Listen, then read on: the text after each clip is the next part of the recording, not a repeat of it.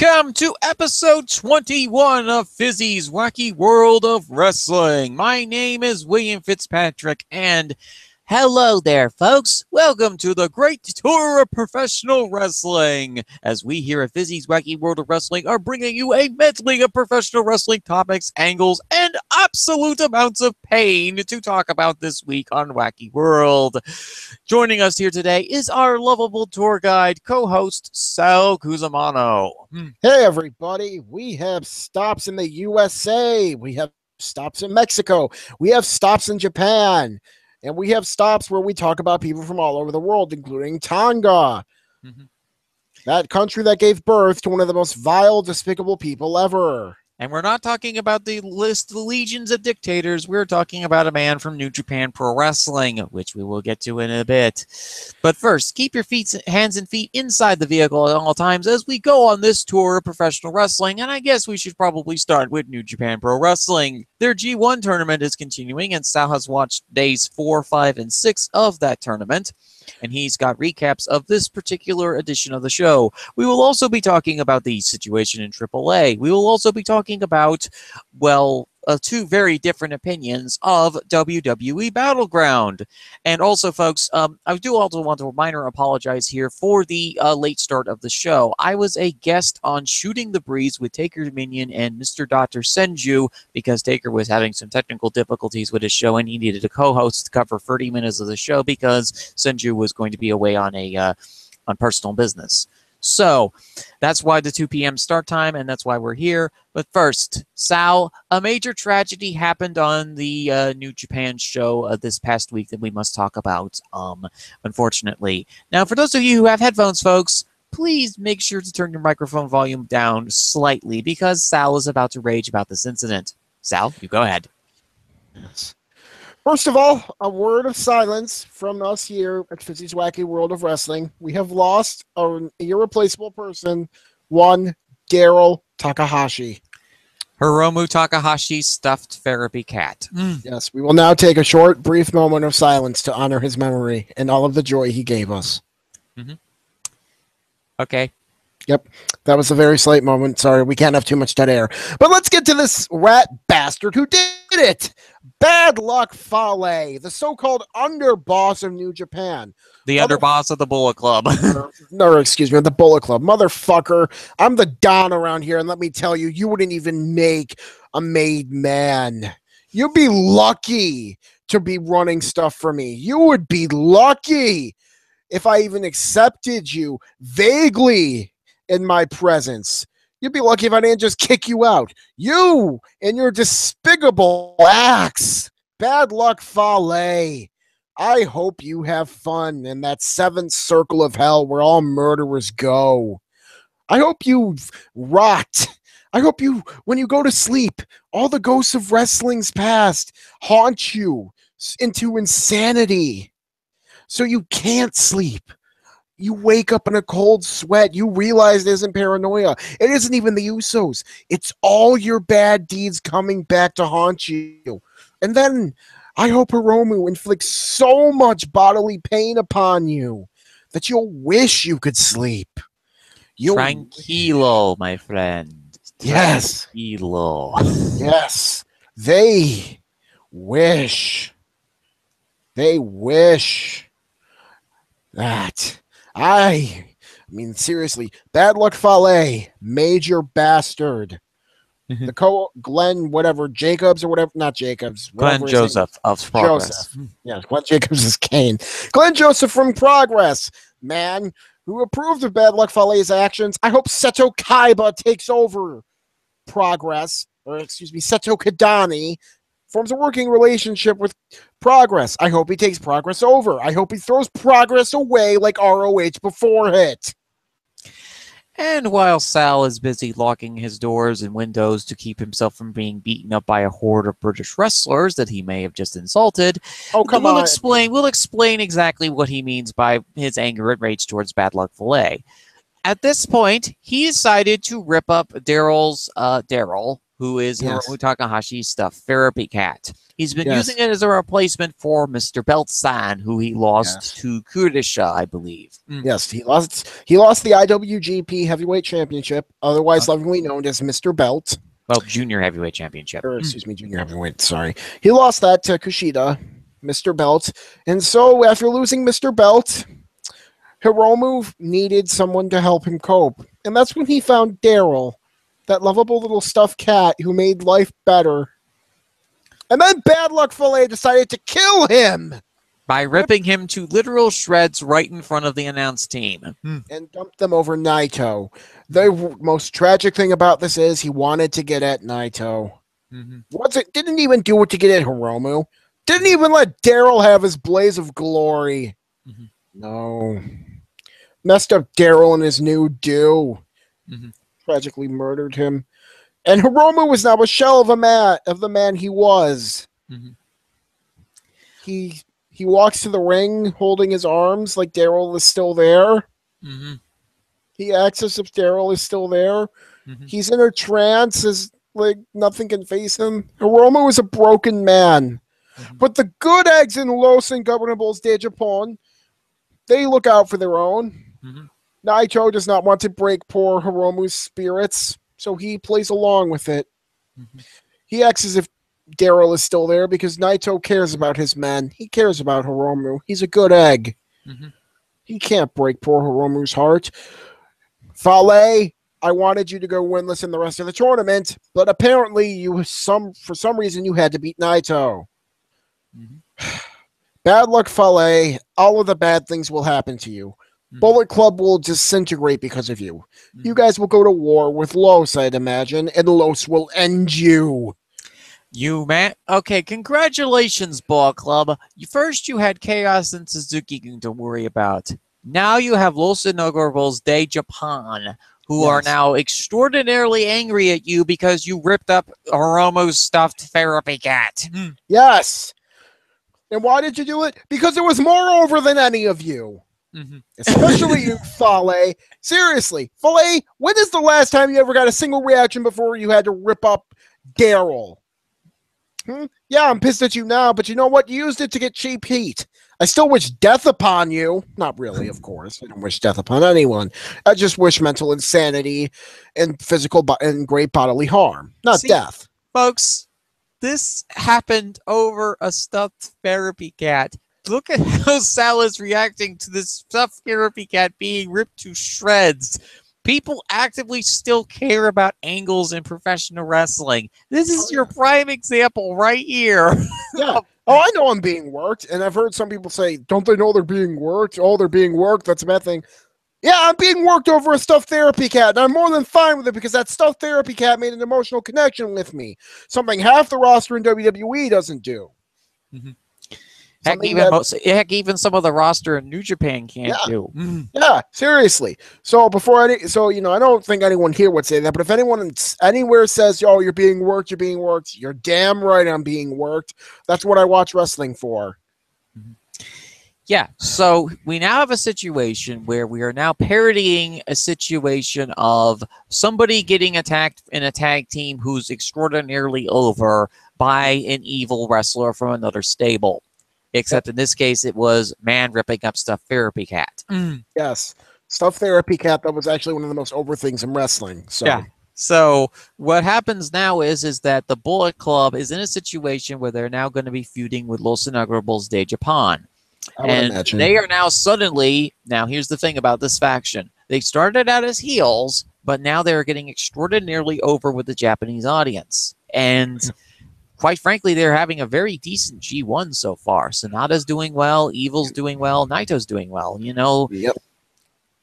And for Tama Tonga, who is currently embroiled in sort of a mini feud with his own stable boss, Kenny Omega, this also furthers that feud because Tonga lost to Evil. Yep.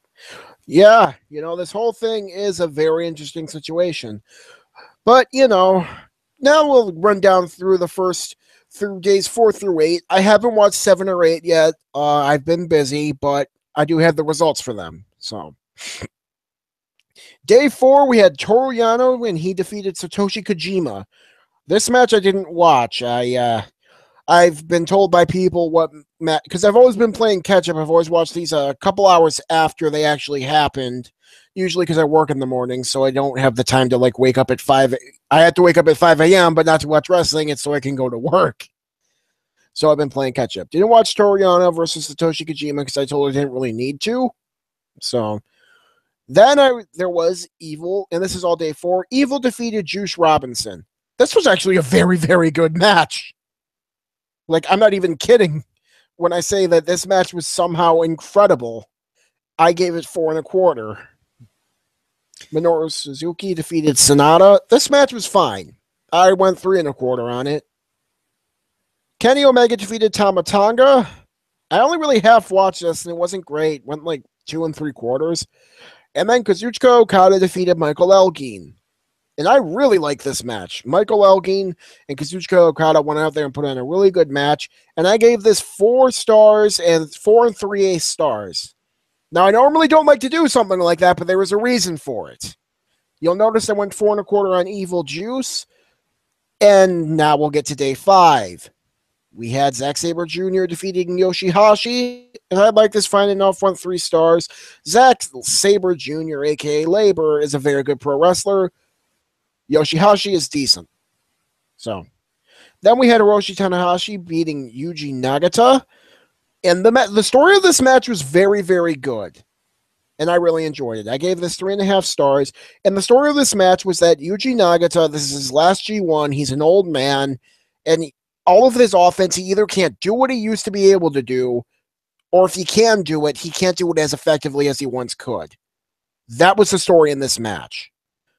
And I kind of like that story since it's something, all of us will probably have to face, facing the fact that we can't do what we once were able to, or, we can't do what we once were able to as easily or as good as we once were able to. It's a very human story, and I really felt for Yuji Nagata. Hell, Hiroshi Tanahashi got like booed in this match against him. That's how over and how beloved the old man Nagata is. So,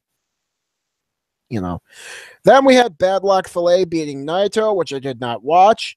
And here's the reason I went 4 3/8 on Okada Mike. Kota Ibushi defeated Tomohiro Ishii, and I gave that 4.5.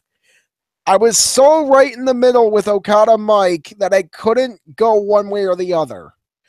Like in between Kota Ibushi, Ishii, and Evil and Juice. So I don't really like doing like the whole ace of stars thing, but I could not do it. You know what I mean, Fizz? Like how sometimes you just have to go like right in the mid rating. Well, I probably would have gone equal with all 3 matches. Okay. I haven't seen any of the 3 matches, although I did see gifs of Evil Juice, which was a very, very good match from the looks of it. Yeah, it was very good. Very back and forth. It was only like 10 minutes. And, here's one of the things I'll mention I've had an issue with some Okada matches. They're usually very, very good. They're usually, like the finishing stretches in particular in Okada matches, they're usually phenomenal because he's very good at the false finish. And throughout the matches, I usually like at least 60% of all of it. The problem I have with some Okada matches is that they all go a little too long, and I feel like there's a little too much fluff. I feel like if you were to cut maybe like 3-5 minutes off of each Okada match, they'd be much better for it. That's just my opinion. And I still like the guy a lot. I mean, I'm giving him a 4 3/8 star match. I think that shows how I like the guy, but. And then we had Toge Makabe defeating Hiroki Goto, which I didn't watch, but from what I heard from Rev and everyone else who watched it, it was a bootleg version of Kota Ibushi versus Tomohiro Ishii. Okay. So, I didn't feel like and I was watching some of these right before Battleground started, so I didn't feel like I needed to watch that. Day 6, we had Big Michael Elgin taking on Satoshi Kojima. This was actually a very good match. It was 3.5 stars, and I enjoyed it. Big Mike is a very, very good professional wrestler. Satoshi Kojima is one of the New Japan dads. So I figured it was going to be at least a decent match. I gave that 3.5. Evil defeated Tama Tonga, which I didn't watch only because I was told by everyone you don't really need to watch it, but watch it again for the finish. I did watch it again for the finish. The finish was awesome. So there you go. It was, from what I can gather, was a boring match with a really awesome finish. I'll attest to the really awesome finish part. And then we have this matchup next. Minoru Suzuki defeated Juice Robinson. Mm-hmm. Now, Minoru Suzuki, bless him, I love him. This was a good match. Gave us like 3 3/4 stars. Juice Robinson taught Minoru Suzuki how to properly punch things. Mm-hmm. Minoru Suzuki, the badass man, now knows how to punch Fizzy. Oh, well, he already knew how to punch. It's just I figured that he didn't like this young punk named Juice Robinson trying to outpunch him. Well, yeah, but then after the match, he started punching things a lot more. So he obviously learned something from Juice. Juice taught him. Great, Juice. Yes. You managed to doom them all. Yes, he's doomed us all. Because now Minoru Suzuki knows how to properly punch things, or better punch things. Mm-hmm. Like, you should have seen it. He went around, after the match, he went around punching, like, the young lion standing around the ring. Almost punched Desperado, who's, like, one of his own guys. Mm-hmm. And then he punched the entrance curtain. Mm-hmm. He went total punch happy, and I am scared for us all. But might be getting into a punching contest with Big Show soon over a ham sandwich. Oh, God, no. See, like, I fear Minoru Suzuki, and I have, like, over 6,000 miles between me and him. Mm-hmm. That's how much he scares me. Of course he does, because he's doing his job correctly. Yes, of course.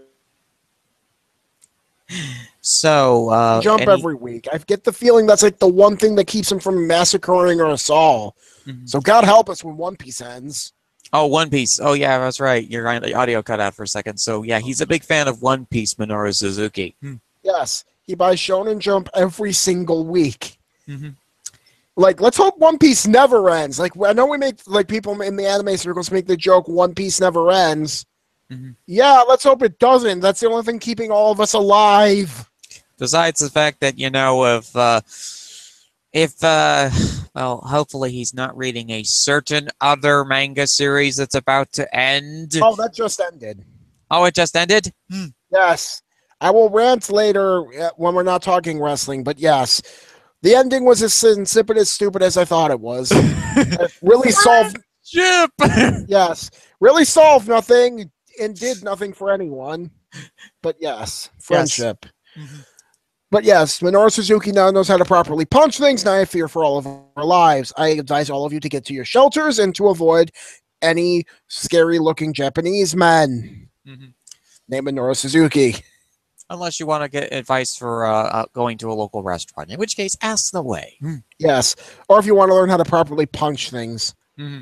I'm sure he would love to give you a live demonstration. Mm-hmm. After that, we went from crushing fear and dread to utter hilariousness with Kenny Omega facing Toru Yano in a match that I'm sure gave Jim Cornette a coronary. The greatest comedy match ever. Duct tape was involved, folks. Yes. I wouldn't call it duct tape. It seemed more like the medical tape they use. Mm-hmm. You know, but yes, let me give a brief recap of this match. Toru Yano, great comedy man. He takes on Kenny Omega, a man who can also do some pretty good comedy matches. He comes to the ring with his DVD, and he wants to give it to Kenny because, you know, Yano wants people to check out his merch. Yano's a guy who's trying to promote himself a bit, you know. Kenny, being the dick that he is, refuses it. So Yano asks Red Shoes the ref to give it to Kenny. And Kenny finally accepts the DVD from the ref, only to then open it and find out it's full of powder that Yano slams into Kenny's face, blinding him. Yano goes for the roll-up, but Kenny kicks out. Kenny then picks up poor Red Shoes and almost gives him the one-wing angel. Mm-hmm.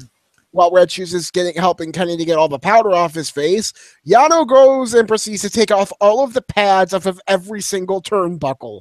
Mm-hmm. It went back and forth. They got slammed into the post. Then they went on the outside, and Yano got the tape from under the ring and taped up Kenny's legs. Mm-hmm. To prevent him from pulling the V-triggers. Yes, of course. It was great.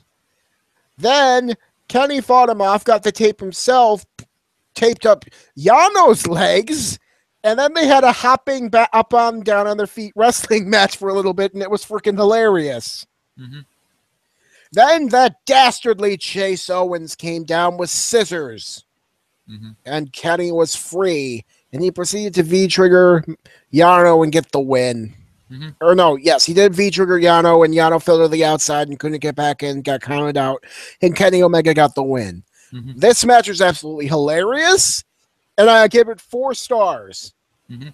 Like, watch this match. If you want to just laugh out loud uproariously, like, I'm talking as a match, this was 4 stars. In terms of pure comedy, this was like 10. Love this match. Although, you know, people like Lance Storm and Davey Boy Smith, on the other hand, they did not care for it. Well, let's talk a little bit about that from the side perspective. Lance Storm is a guy who could be easily mistaken for a geography teacher. Yes. I like Lance Storm as a worker. As a person, he's also kind of funny. Yeah. As far as his opinion on this particular style of wrestling, he just basically just said, Davey Boy Smith Jr., on the other hand, was a little bit more peeved off about it. He is a serious wrestler, for those who don't know. Yes, serious. Yes, son of Davey Boy Smith. And apparently there might be some issues between him and New Japan because of the fact that Davey Boy thought he was going to be in the G1 tournament. Now, they might be making this into an angle, or this might actually be legitimate frustration from the man. But the problem is that he was out of the loop because his tag partner, Lance Archer, both of these guys are part of Suzuki-gun, by the way, as far as stables are concerned. Archer ended up getting injured in New Japan, had a back issue, which required hospitalization. The first of several injuries that's hit New Japan this year, along with Homa's neck issues and Shibata's life-threatening headbutt. Yeah, that concussion, and we all know Shibata ain't competing ever again. Yeah. Oh, yes, we certainly know that. But Davey Boy was left out of the loop because of the fact of, KES was supposed to challenge for the heavyweight tag team titles. He thought he was going to be in the G1. Wasn't. Basically, Davey Boy has been touring the United States and Canada for the most part since Suzuki-gun was exiled to Pro Wrestling Noah. He came back into New Japan. He's done a few matches in New Japan, but it seems pretty clear that there are some issues now brewing between New Japan and Davey Boy. Took out this frustration on this comedy match, which I think was maybe unnecessary in this situation. But again, the guy's venting out his frustrations. I can't really hold it against him in this particular case. I feel like there's better avenues to go about it. I mean, if you're mad, but he's a professional wrestler. He's not going to use the better avenues. Of course he isn't, but still, I look at it like this, though. You know what, Davey Boy? If you're mad that this match got so over, if you're mad, that you aren't in the G1, maybe you should try, I don't know, getting good. Well, he already is a good wrestler. He's technically sound. Well, yeah, it's just he has no personality whatsoever. I mean, this was a complaint he had. He was in WWE and got released, despite being a very solid technical wrestler. I mean, I think the issue is the man has no personality at all. Of course, he's Canadian and he's also related to the Hart family somehow. Yeah, that's going to be an issue. Well, it didn't stop Tyson Kidd, although he married in, so there you go. But yes, I feel like Davey Boy Smith Jr. Come on, man, like come on. I get it if it's not your cup of tea. Like I said last week, not every wrestling style is going to be your cup of tea. But acting like wrestling needs to be serious and this and this and this and this, da da da da da da. Yeah, no, it doesn't always need to be. Yeah, I mean, this was a perfect comedy break for a New Japan wrestling show. Yeah. I mean, let me put it like this: if I had to go from Minoru Suzuki learning how to properly punch things to Kazuchika Okada and Sonata having their match, which I thought was good but a little long, without this awesome comedy break in between, I'd be a little scared. I'd be a little exhausted. Yeah, it's a great way to break up the flow of the match. And look, this is just Canadian going against Canadian. We have Davey Boy from Western Canada versus Kenny from Winnipeg. Yeah. because apparently Kenny Omega has heat with Canadians and like every like old school you must be serious person. I love how they never yell at Toriano though. Of course, they won't yell at Toru Yano. The guy owns a bar in Japan. Yes. One. And two, he's very closely associated with Kazuka Okada, who is the ace of the promotion. Yeah. Of course they won't yell at him because, they don't care. Well, I should say they probably do care. They're just too scared to call him out on it. Although I wouldn't call him out on it because I think his wrestling is awesome. Although, like I told Mr. Dr. Senju on Twitter a couple days ago, I want to see Yano and Jose Tutsuki. I can't remember how to pronounce it. He used to be called Yamasaki Jose until he got into Rakugo and changed his name to that of his masters. So I can't remember how to exactly pronounce the name change, but yes, this guy's a comedian on Downtown Gaki no Tsukai, which is a long-running Japanese comedy series, which I feel like the closest comparison would be SNL, although it's nowhere near a 1-to-1. But yes, Jose's main thing in there, because Gaki no Tsukai does a New Year's special every year where it's like a 4-hour long thing. And Jose's thing is he always gets slapped every New Year, Masahiro Chono. It's hilarious. Yano is going to have to fight Chrono over that. So yes. for that spot. I just kind of want to see like him and Jose like interacting, and then Chono comes out and slaps them both. I feel like that would be funny, but yes. And then after this, Okada defeated Sonata. Like I said earlier, it was a good match, but like most Okada matches, it was a bit long. Went 3.5. And then day 7 results, which I haven't seen yet, so I withhold any and all judgment. Tomohiro Ishii defeated Yoshihashi. Zack Sabre Jr. defeated that rat bastard Fale. Togi Makabe defeated Kota Ibushi, which I haven't seen yet, but I've heard from others that it's supposedly really good because Kota Ibushi is a damn magician. Tetsuya Naito defeated Yuji Nagata. And Hiroshi Tanahashi defeated Hiroki Goto. Day 8, we had Tamatanga defeated Juice Robinson. Sonata defeated Toru Yano. Evil defeated Minoru Suzuki. Okada defeated Satoshi Kojima. And Big Mike defeated Kenny Omega, which I also heard was a very good match. So, bit of an upset there with Big Mike taking out Kenny.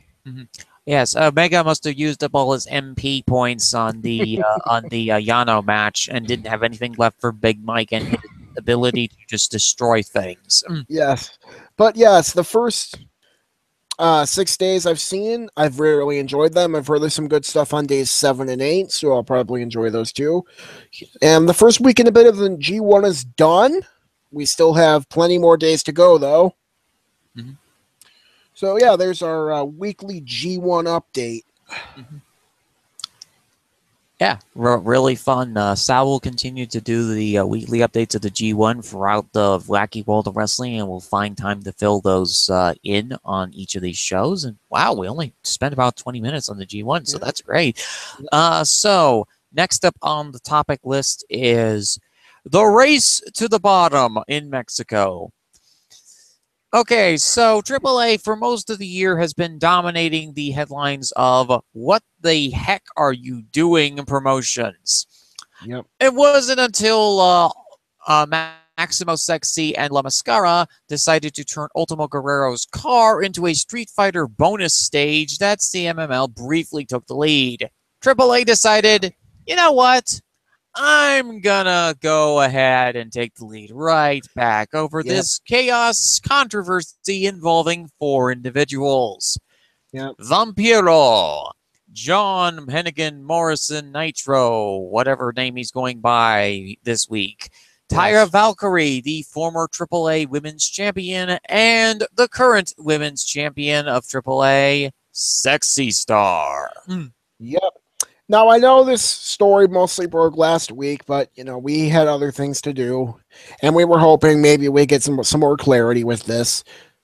Well, we didn't, but we did find out one thing. They're turning this whole thing into a damn angle, so congrats. They're still all carny bastards. So, others have given the rundown, but here's a brief rundown. Taya Valkyrie was apparently stripped of her title for dubious at best reasons. She apparently used an illegal chokehold in a no DQ match, which I don't know how that works. Do you? Mm-hmm. I don't know how it works, but from what I heard, Valkyrie had been involved in a car accident, so they had to take the title away from her because she had been injured. Okay. Well, but the way that this angle worked out is that they did the weird illegal chokehold thing. I hadn't heard about that bit. And then they decide to have the title to Sexy Star, who returned after an absence from AAA. Yes. Now, let me talk about this in and of itself before we get to the other two players in here. Sexy Star. This is the person you're trusting with your women's title. And I know championships in Mexico don't usually mean as much, although I have heard that AAA is kind of an outlier in that they sort of do mean something because they're sort of closer to a U.S. promotion in terms of titles. Or like what they consider their titles worth. Like I wouldn't say they're full on a U.S. promotion, but they're closer than some place like CMLL that doesn't really think much of them at all. Mm-hmm. So you have AAA putting their women's championship on Sexy Star, a person who left without dropping that title before. Mm-hmm. Which is typical, and it's typical of long reigns in Mexican wrestling for them to drop titles like that randomly. Yeah. She left without dropping it. Yes. She pretty much pulled an Alberto Del Rio, only she said, "Now I want to go box."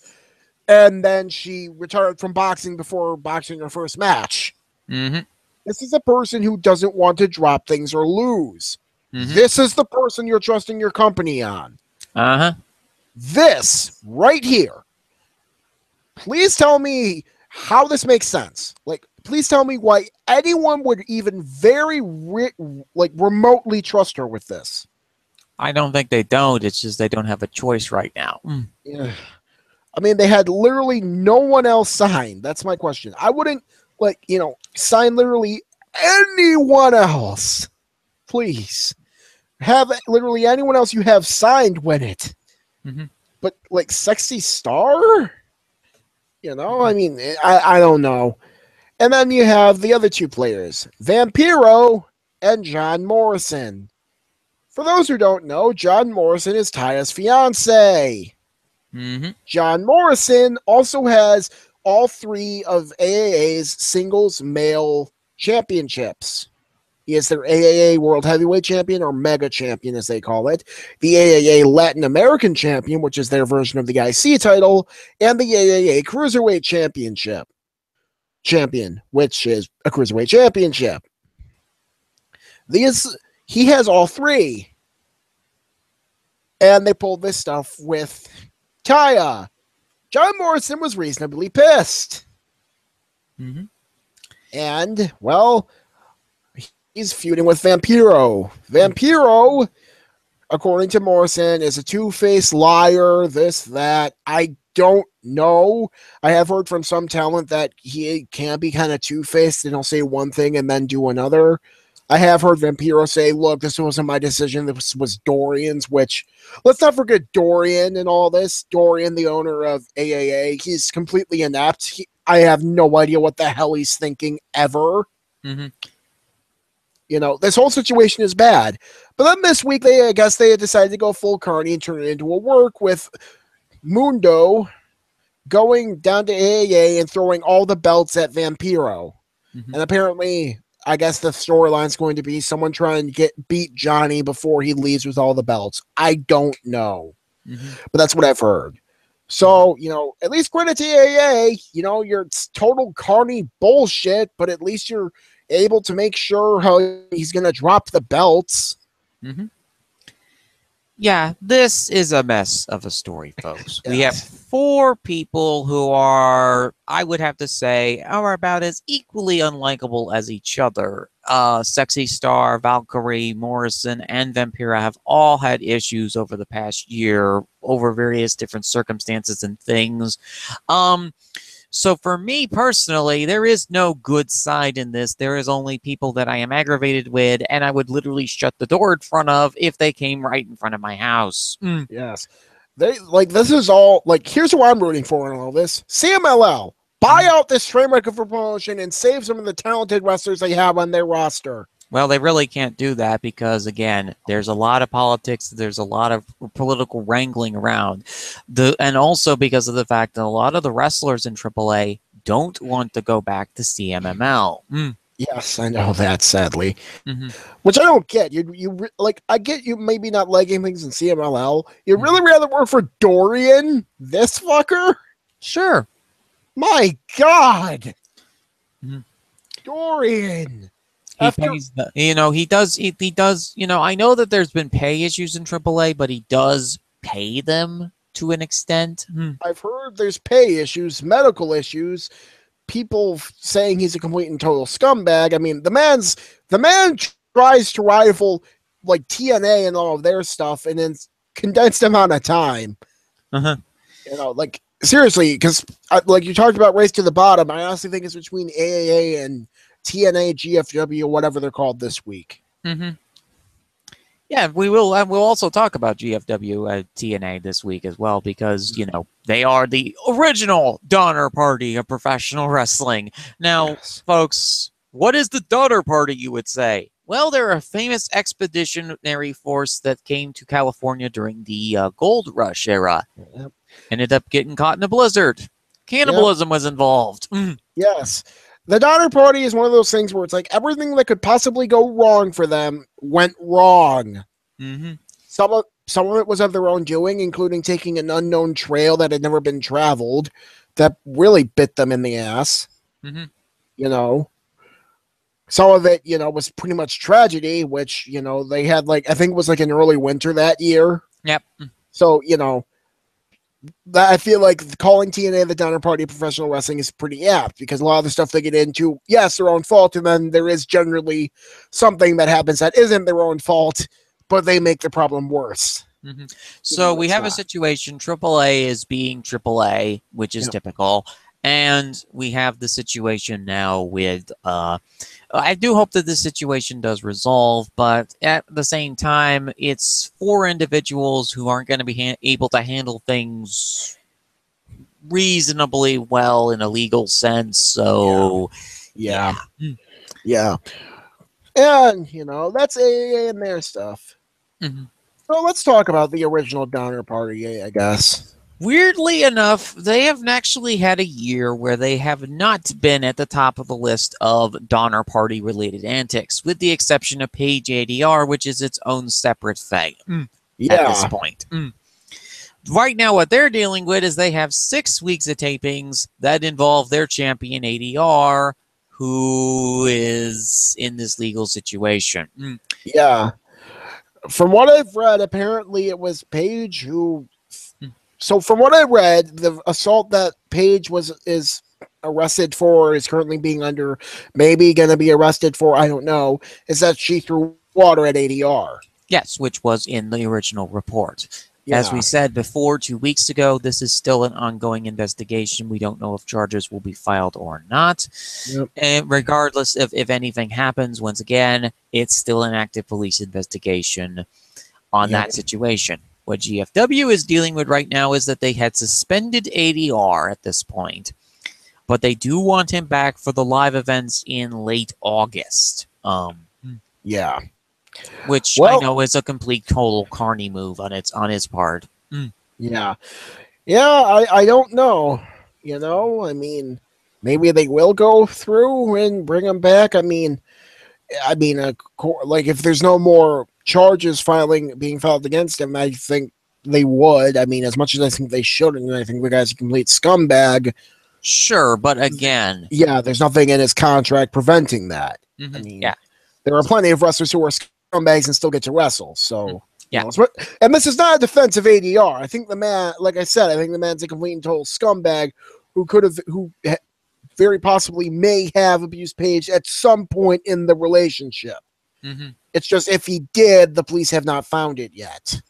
Again, police investigation. If you've got evidence, turn it over to the police. Don't post on it on Twitter. Don't brag about it on Twitter. Post it to the proper authorities. If you've got evidence and it's not photoshopped and it's not faked, do so. Yeah, That please. is my personal legal advice to you, those of you who are out there in the world of the birds thing. Yes. Because here's the thing: my mother used to work in law enforcement. I know how these things go down. Yeah.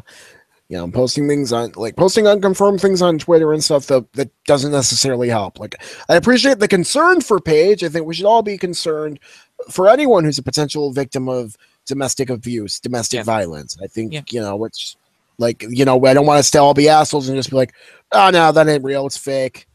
Nah. Show proper concern, but try and go through the proper channels is all I'm saying. Oh, yes, certainly. The proper channels are the way to go in this situation. I've seen way too many incidents this year where people haven't gone for the proper channels and have been surprised with the result of not anything happening.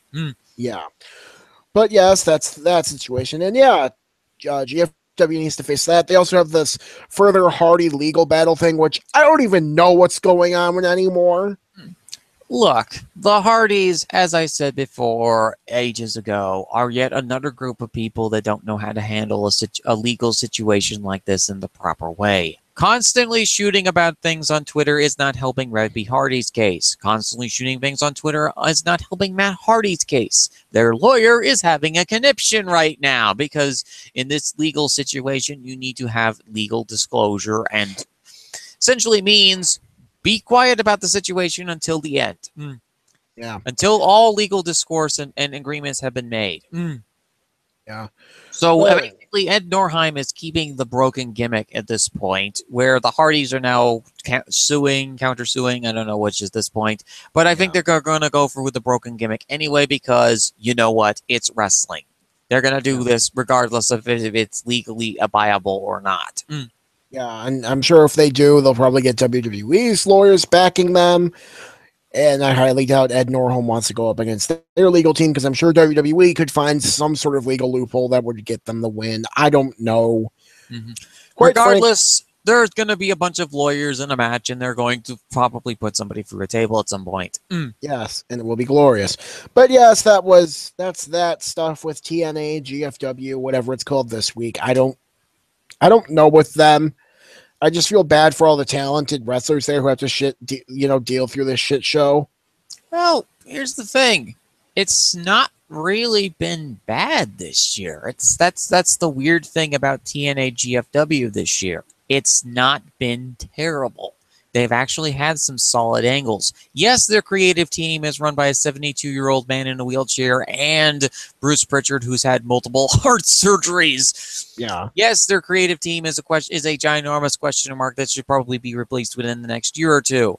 Yes, they have issues with their heavyweight championship. This is pretty much every week with TNA GFW. Their heavyweight championship division has always been a mess. Yeah. Until recently, of course, when Bobby Lashley was the champion. Yeah. Then you have, of course, the situation with the X Division. That has been resolved. And, hey, another train wreck decided to leave their promotion. Who left? Davey Richards.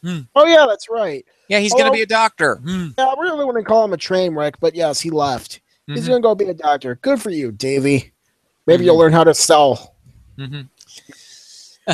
But yes. But anyway, I feel like Angelina Love and his kid has been a major positive influence on Davey, who is possibly one of the most inconsistent wrestlers on the independent scene. I have no idea why Jim Cornette likes him when he complains about people who don't sell. Because he's got an MMA background. He's a legit fighter.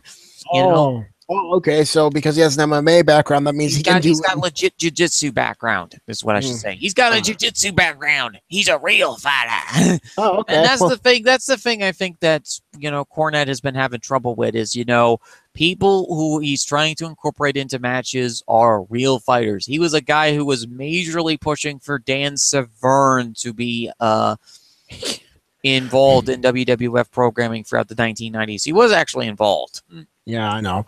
But yes, I'm still not completely over what happened last week with Corny, so I still feel like giving him a bit of grief.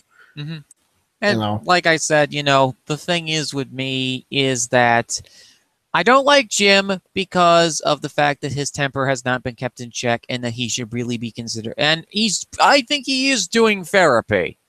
I hope he is. Although the poor unfortunate therapist that has to do his therapy has probably jumped off of the tallest building at this point. Yeah, no, Jim's therapist is going to see therapists of their own. Yes. But yes, I'm honestly surprised you can remain so calm about him, considering what he said and considering, your heritage and stuff. I mean, yes, but again, he's trying to be controversial for the sake of controversial. I ain't gonna get baited into a trap by some loudmouth man who's been hit one too many times over the head with a Louisville slugger. Yeah, I honestly think you hit it on the head, though. That's the biggest thing with Jim. He says controversial stuff because he craves the attention. But he doesn't have any of the credibility to get it, through his own merits anymore because he says controversial stuff. It's just weird. It's almost sad. Like if I didn't find half of what Jim says so utterly disgusting, I'd honestly feel a bit sad for the man.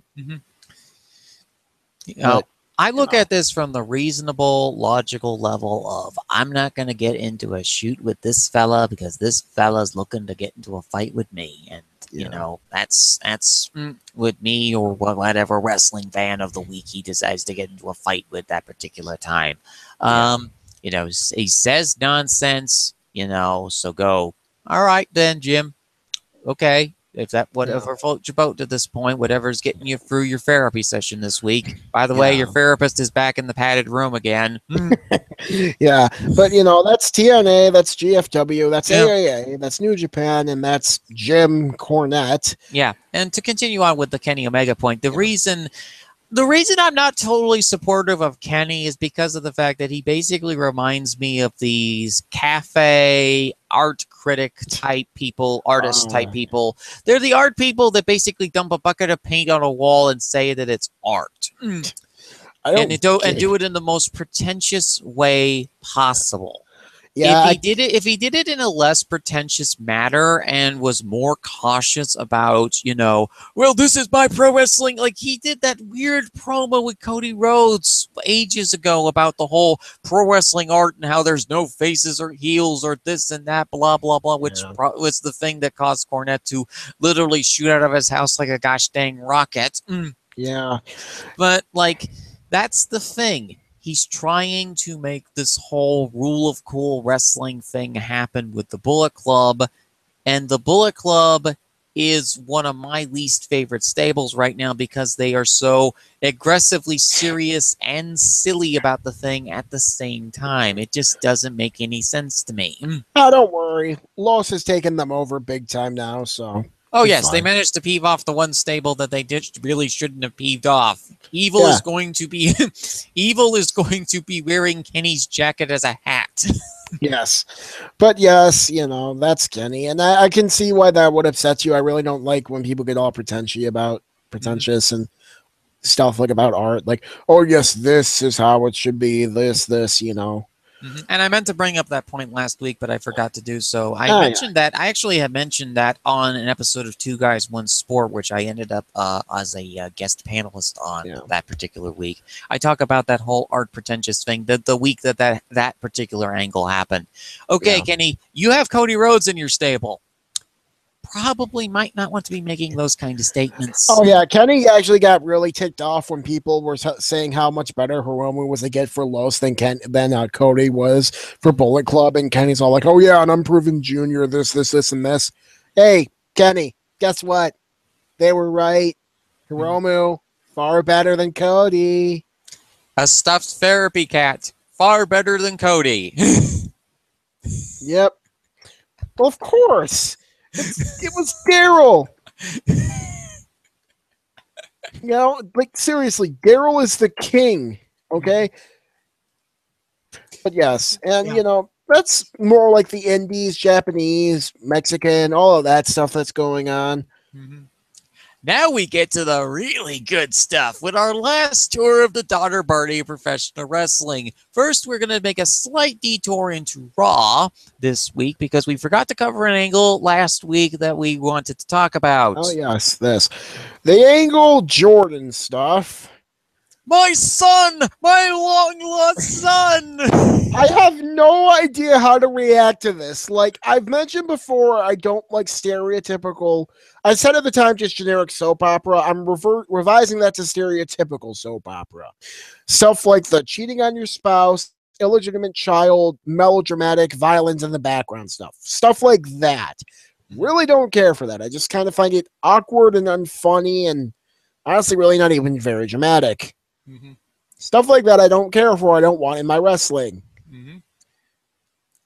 I watched it and I'm just like, I don't know how I'm supposed to feel right now. Like, I didn't really feel heartwarmed or anything. I just felt nothing. Like, I was emotionally numb, almost scaringly so.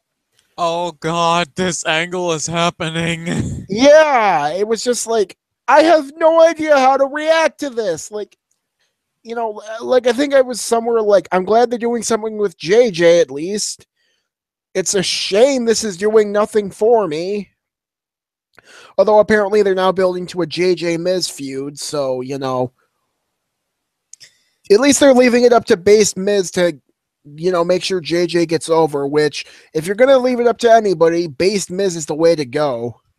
Yes, Jason Jordan now has to face the terrifying Miztourage. Yes. Thunder in the distance. Yes. With Bo Dallas and his conspiracy theories. Oh, so Bo Dallas is a conspiracy theory nut. Yeah, we just found this out a couple hours ago.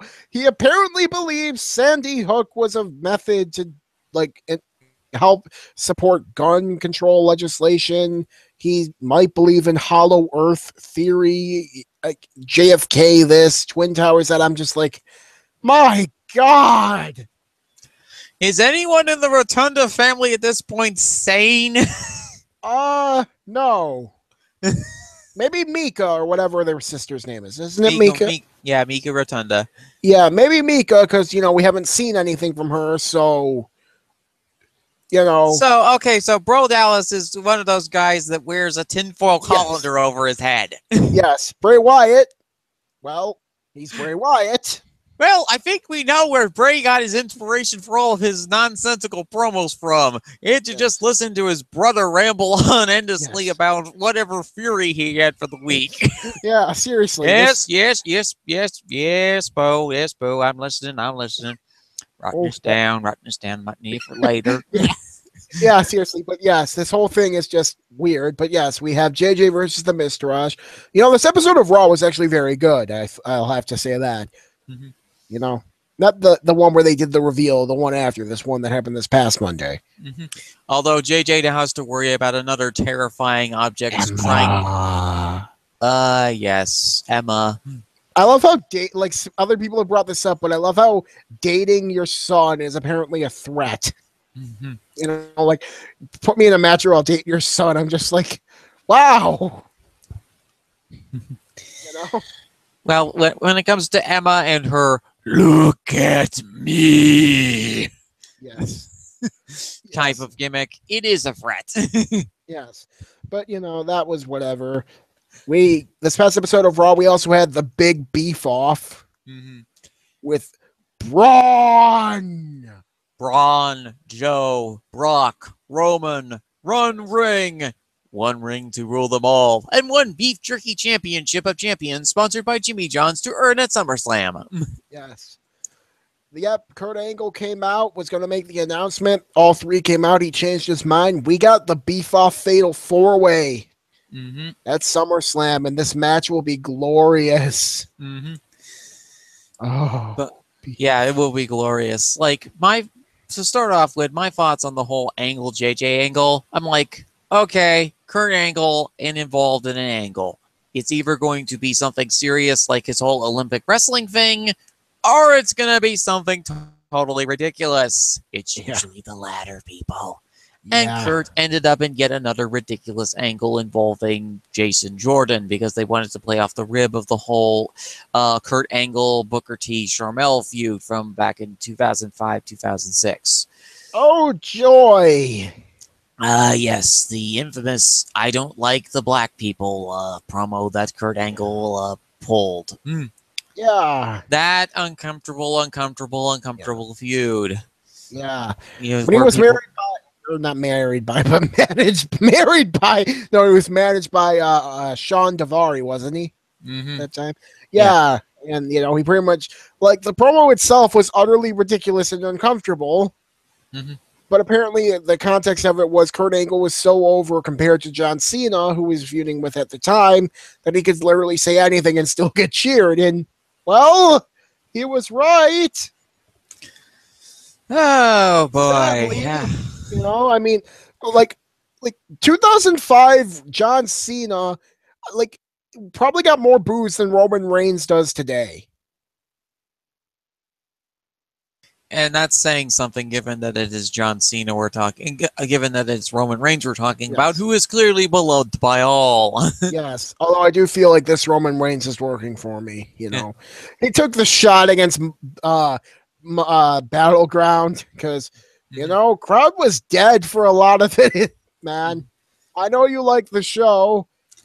Spoilers, folks. I love this show. That's Yes, probably your time to start fleeing at this point, because you're going to hear the one person on this entire party of podcasts say something extraordinarily positive about Battleground. yes. Meanwhile, I will be trying to pull my partner back from the brink of madness that he seems to have sadly found himself in to try and explain to everyone, including him, why this show sucked. Madness? Yes. Oh, this is just a Friday for me, Sal. Oh, damn it. Oh, jeez. But yes, Raw was good. We had the JJ stuff, which wasn't terrible, I guess. I don't know. He had a good debut against Kurt Hawkins. I was going to say Curtis Axel for a minute, but that didn't feel right. Oh, Yes.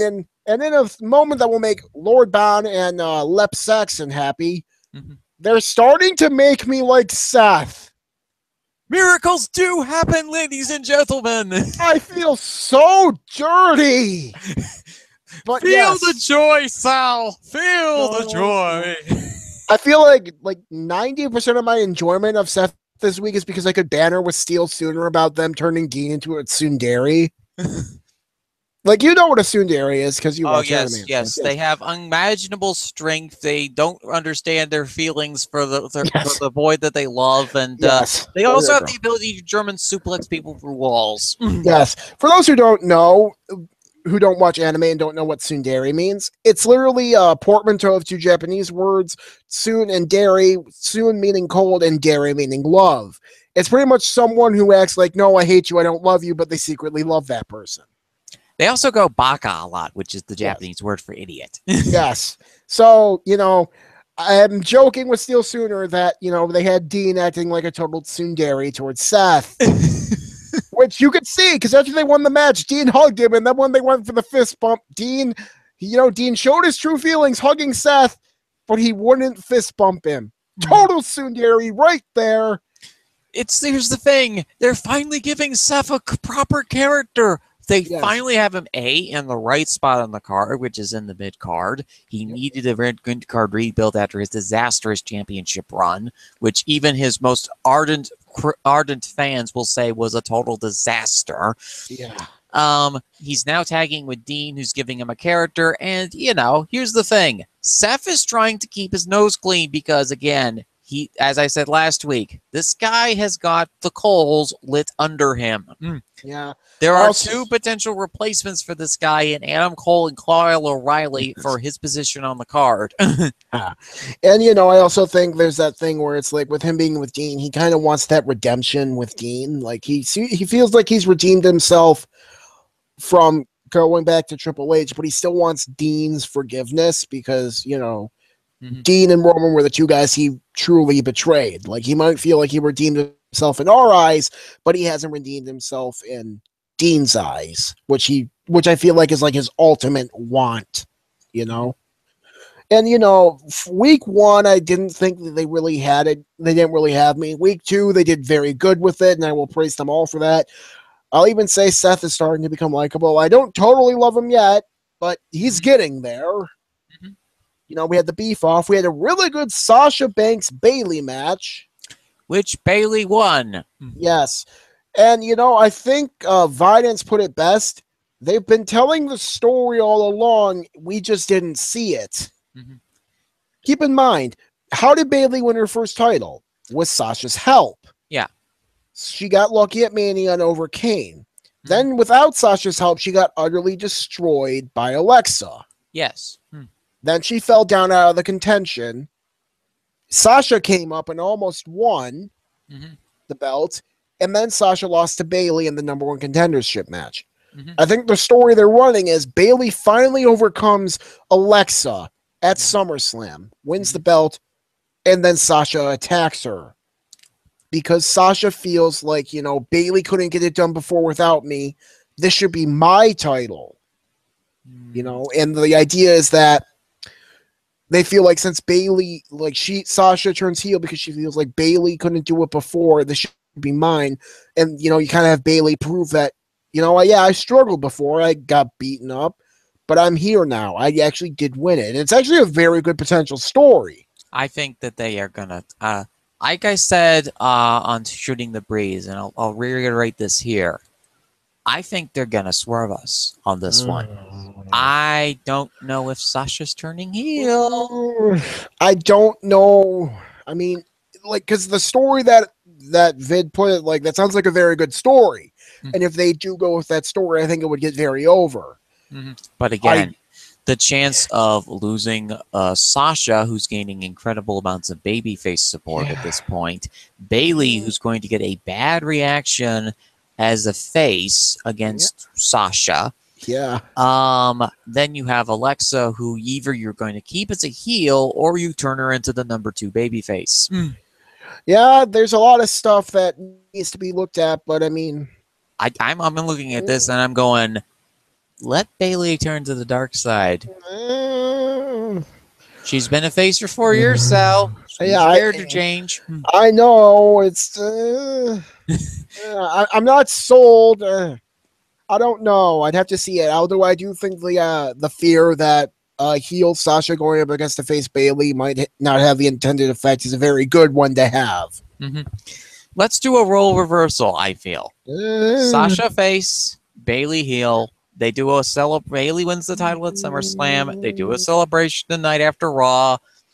And Bayley goes Scar on Sasha Mustafa and goes, long live the queen. It could work. I don't know. I mean, I don't want to take anything off the table yet. It's just I'm not sure. I'm not sure one way or the other, to be completely honest. Bayley, as Faker pointed this out to me, Bayley started wearing darker colors. Oh, joy. Yeah. Yeah. Well, it'll be what it'll be, The cruiserweight division seems to be going in, I'm not sure where. I think they're building towards Neville, Daivari, and Tozawa at SummerSlam, which, if they're adding Daivari to the match just to make it so a one-armed Tozawa can overcome 2 men, here for that, because I love Tozawa and I want him to overcome everything. What I'm not here for is them putting all this tension and strife between him and Titus, because I've enjoyed him and Titus's, and they're good interactions. I feel like they're blowing this too early. Well, we'll see what happens. Yeah, we'll see what happens here, because here's the thing is that they wanted the Titus brand thing to be a heel gimmick, but instead they're getting a face reaction for it now. Yeah. Well, that's where you just go with the face reaction, because you go with the flow in most situations, but at the same time they've been building up this Titus brand international thing as a heel gimmick, but instead it's now blowing up into a face gimmick, which is sort of the unintended consequence of bringing Akira Tozawa into the stable. Yeah, it's just I kind of like Titus Worldwide, and I think people have put it best. Titus is that guy who you don't trust at first, but then he proves he's really cool, which I kind of like, because that's kind of who Titus is in real life. He's this really cool guy, so it's kind of like, we're kind of seeing like the real Titus, this guy who is actually very concerned with other people.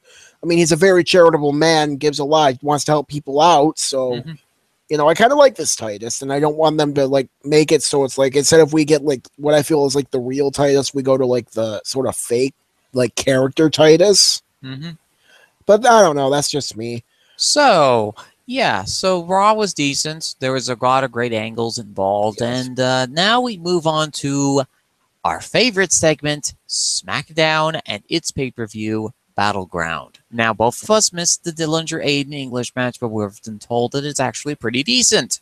Yes, I heard it was good from Swift. He apparently loved this match. I haven't seen it. I don't care enough about either Ty or Aiden to watch it. I'm sorry. So we start off with the tag match between the Usos and the New Day, which is the one match on this card that Sal really liked.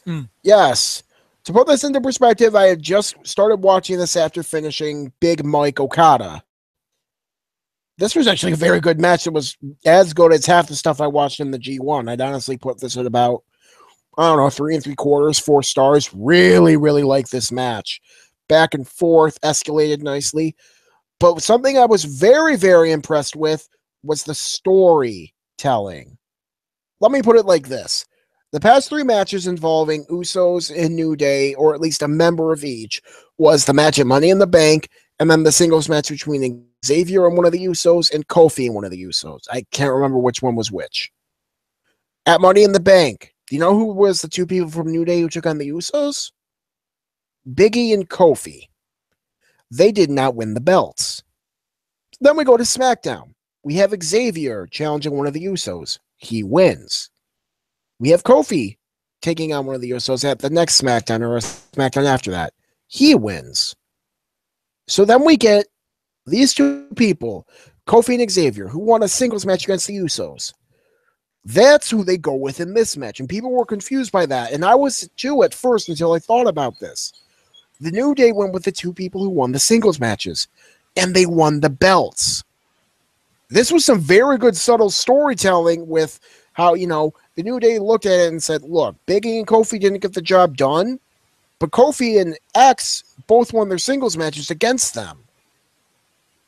So why don't we go with them and see if we can't win the belts? And look at that, they won the belts. Yeah, they won the belts against the Usos. Yeah, and all of that without any words whatsoever. So WWE can do very good nonverbal storytelling. I would have liked it if comms maybe played this up a little bit, because I think, to be fair, a lot of people missed it. But it does show me that someone is doing something right with the writing. It was a very good story. So, I really like this match. I will give the props to the writing team, the agents, whoever for this. This was great. Yeah, this was a great match. It was a very energetic, very fast-paced sprint where we had Xavier and Kofi going against the power of the Usos. And the Usos were not prepared for Xavier Woods' speed and Kofi Kingston's tactics. Yep. Yeah, and, the Usos, they couldn't get it. It was a very, very good match. Back and forth doesn't describe it. Excuse me. But yeah, this was a very, very fun match. And this started the show off. This was the first match on the card, and this show started the show off incredibly good for me. And I preface this in quotation marks, for me. Everybody else had to deal with the downward slide of screamingness that was the rest of this card. Yeah. Let me give my impressions of this. Like you said, it started off on a very good high note for you. Yep. For me, it gave me fool's hope that maybe, just maybe, everything else on the card would deliver. Maybe I was wrong to be so negative going into this, and maybe, just maybe, things would be all right. It died with this very next match. Shinsuke Nakamura versus Baron Corbin. It was boring. My biggest issue of this was the complete disconnect between commentary and the match itself. Now, what do I mean by that? Commentary, JBL in particular, build this matchup as a battle between strikers. Shinsuke Nakamura and his MMA background, and who uses his knees and kicks, and Baron as a former Golden Gloves amateur boxer with his punches. They proceeded to, over half the match, have Baron put long rest holds on, including a bear hug. That killed the pace dead. Here's my thing, and I said this before the match started. This could be a very good match if it was like an 8-minute strike fest. Commentary, or at least someone in the back, seemed to know, hey, we have 2 really good strikers here. Let's build it up as a battle between strikers. Mhm. And I don't know if it was the two guys in the ring. I don't know if it was the agents. I have no idea what. Someone didn't get the memo and decided to have long rest holds Mhm. that killed the pace. It, Mhm. it was completely incongruous and it confused me. Mhm. So, my thoughts on this match, I thought it was a pretty serviceable, enjoyable match. I understand the criticisms behind this match, and I understand the commentary team. Basically, when they talk about striking, they mean that giant slap fest that happened between Corbin and Nakamura in the middle of the ring late in the match. That's what it had been building up to. That's what they think is a strike fest. I know that people who watch New Japan, they don't think that's a strike fest. No. Yeah. So that's what they see as a strike fest. So it confused the audience slightly in that regard. Regardless, I feel as though this match was actually a lot better than I expected it to be. Corbin has been getting a lot of flack over the last few months or so for his ring work, which I think is still just as decent as ever. I completely understand why he would want to take his time and be conservative in this particular match. They're trying to make sure that they get Shinsuke Nakamura to SummerSlam because Shinsuke Nakamura is not exactly a spring chicken. Nakamura is a guy that has had to constantly deal with injury problems in New Japan. While they weren't as documented as other wrestlers, they're still there. Nakamura signed with WWE to take less bumps, and he once again is taking less bumps. He's going at an 80% rate, and still 80% Nakamura is decent in this particular regard. If you've seen Haruki Goto versus Nakamura, then this match basically is about the same as Nakamura and Goto. Yeah, probably. Which, I mean, I geez, did not Goto. have high expectations for this particular match. I thought because I've been kind of iffy on Nakamura. I knew exactly what I was getting into when I saw Nakamura had signed on the main roster. That this guy was going to be good in specific situations, but 80% of the time he's going to basically go wave his hands around and do strong style. Yeah, the biggest thing with Nakamura is that he doesn't try half the time. Which is understandable given Well, his yeah. age and injury concerns. Yeah, I get that. It's just I think that people had their over expectations of this particular match because they thought, oh, Corbin has surprised us on every pay-per-view thus far. He'll be able to get a great match out of Nakamura, and regardless, and likewise with Nakamura. But instead, it was a situation where both had to be very conservative because this is just the first match of a series. They had a much better match on SmackDown, so well, yeah, it was going to be better on SmackDown. I mean, come on, it didn't have that lame finish. I mean, the finish, by the way, was Corbin pretty much kicks Shinsuke square in the dick. Mm-hmm. Yep. That was your finish. Yep, kicks him in the gonads. I mean, really? Way to kill a crowd dead. Why do you need to protect Corbin? It's a known fact that Mr. Money in the Bank loses all his matches before he wins the championship. We might complain that it doesn't make sense, but it's better than having Corbin kick Shinsuke in the dick. Well, I think it was reasonable in this particular situation because they actually did want to protect the Money in the Bank briefcase winner for once. It's admirable that they actually did that attempt. Yeah, but this one? Like, you couldn't protect anyone else. This is the guy. Sure. Decided to protect. Oh, good Lord. Sure. Let's see how far this madness can go. I mean, because I'm still a fan of Corbin. He's got so many brownie points with me for destroying Austin Aries, Apollo Crews, and other people that, hey, let's see what happens with Corbin. Yeah. After this was the women's fatal 5-way match for the #1 contendership. Gold star to Charlotte Flair, folks. She carried this entire thing. Yes. Quite literally and figuratively.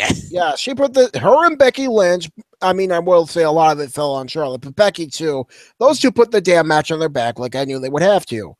That being said, it was still boring, and that was because they had Lana and Tamina run roughshod for like 75% of the match. Now, there might be a logical reason for that, however. While Becky did put in some good work in this particular match, a issue has popped up. Yeah. Becky injured her ankle on SmackDown this past week. We Yeah, don't know how serious the injury is at this point in time, but this might have been an injury that she may have aggravated at the Battleground pay-per-view. yeah, What I noticed in this particular match is that Becky took an extended period of time away from the ring. That's why the Lana Tamina beatdown was so long, because they had to cover for it. Becky very quickly pins two wrestlers, I believe it was Tamina and Lana, yeah, in this situation. Then gets rolled over by Natalya and pinned. yep, And then slowly rolls out of the ring and begins clutching her knee. yeah. So it may have been a case where the injury happened at Battleground and it was re-aggravated on SmackDown. Yeah, if that is the case, I will cut this match a little more slack. Mhm. Because there's only so much you can do with an injury. I will say, Becky I think she actually got both of them to tap out to the disarmer. Mhm. That was a cool spot, and I have no idea what they're doing with Lana. I've heard rumors she might be getting released soon. Whenever they do their big release, which is apparently might be coming up. I don't know. Well, we don't know. We have no idea what's going on with Lana right now. They're just using her as they can at this point in a wrestling role, furthering along this Tamina. If Lana gets destroyed by Tamina, things will be happy. And B, that will be a satisfying end to the conclusion of that particular angle for a lot of people who are drawing out their pitchforks and torches on the Ravishing Russian because of all the antics that have been caused lately. While I just sit back, relax, and just let this angle sit and stew and whatnot, as you do. Yeah, I still can't stand Lana. I'm ready for her to leave. Like Cornette, I'm not getting drawn into this flame. I'm not getting drawn into the Lana trap with with this situation. She's going to react a certain way to individuals because of how she was raised and how her personality is. I mean, she's a former Florida State cheerleader, for gosh sakes. Or I should say, proud Soviet Socialist Republic of Gainesville, Russia cheerleader for Florida State. But this match was what it was. Natty got the win of all thing. I have no idea why. I mean, if the idea is just to give someone Naomi to beat at SummerSlam, then fine, I guess. I mean, it is what it is. I mean, Natty would not be the first person I would have winning this match. Sure, but at the same time, their hands are tied right now. Naomi is extremely over as a babyface, which I think they did not expect. Natalya is the only, at this point, semi-credible heel that they have on the SmackDown side of the roster because Charlotte is a tweener at this point, who is becoming full babyface. I was going to say I think Charlotte pretty much is a face at this point, but you know. And then, you can't really have Carmella do it because she has the briefcase. Yes, Carmella has the briefcase. They can't have her in the match yet. Yeah, so it's either Tamina, who has no knees whatsoever, or Lana, who we just had Naomi beat like 3 times in a row. Literally crush, figuratively and literally crush. Yeah, so I guess you have a point there. I mean, there really was no one else. I mean, unless you were going to do the face versus face thing and have Carmella cash in, which... so I guess, I guess from that point of view, we have to say, for one reason or another, Natty was the best choice. We didn't even consider Natalya last week. It was a minor choice, but I think that this is a good stopgap idea of Natalya feuding with Naomi. Yeah, I guess I wouldn't mind it so much. It's just that's at SummerSlam, which is their second biggest show. I don't mind because it's SummerSlam, and I consider SummerSlam to be the second celebrity show of the list. Yeah, I could see that. But yeah, that is what it is. Then we had AJ versus KO. The only match on this card I really didn't particularly like. I did not like this either. The finish was botched to hell, apparently. So let's start off with the issues. And let's also continue on with the Charlotte match. Charlotte did God's work in the women's match. She was literally turning purple and was exhausted by the end of the match because of all the heavy lifting that she had to do. Yeah. She was Atlas in this match. She had the damn world on her shoulders, and she carried it. So props to Charlotte. You did your thing. Good for you. And continuing on to AJ Owens. Owens, this was pointed out to me by my mom as we were watching the show. Owens has lost about 40 pounds of weight. And considering the fact that he works a big man style of wrestling, where he relies on his body fat to cushion the blows of bumps and spots, this is a guy that is having to now adjust his style because he's lost so much weight. Yep. Sometimes the Triple H diet doesn't necessarily work out for everybody. And I know that KO is trying to get thinner because, again, he's in the WWE and this is their kind of their MO. Yeah, they're a body fad. I mean, let's be real here. And I mean, like, this whole match, I mean, I have no idea why, and we'll get to it because when Jericho came back the next night, spoilers, yes, Jericho came back on SmackDown. For those who haven't seen it yet, it was glorious. The triple threat between Jericho, Owens, and AJ, that was actually a very good match. But just Owens and AJ, they don't, for some reason, they don't have in-ring chemistry. Well, Owens is primarily a Ring of Honor background independent wrestler, and AJ is a TNA background wrestler. These two, their styles really don't mesh well with each other as far as wrestling is concerned. Then there was the second problem. AJ got gassed about 5 minutes into this match. He was turning purple. They actually had to do an extended headlock sequence because of the fact that AJ was getting tired. Yeah, I have no idea what happened with this match. Like, no one looked good. I would honestly argue it was like the first bad match AJ had on pay-per-view in his WWE run. I mean, the first Owens match wasn't great, but it was better than this. Yes, this was a match where AJ Styles, he did get better as the match went on, but then we went into the finishing sequence, which was supposed to, I think, been extended slightly, but then, for whatever reason, there was a count. Although I do think there was an understandable reason and concern for this, because Owens had injured his nose during the match. Yeah.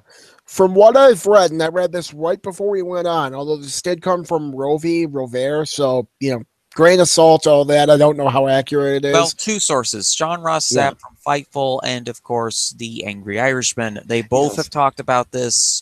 So what was it that they've been saying? They said that it was supposed to be Kevin Owens cheats while the ref was bumped, and that leads to the win. Shane walks out and restarts the match.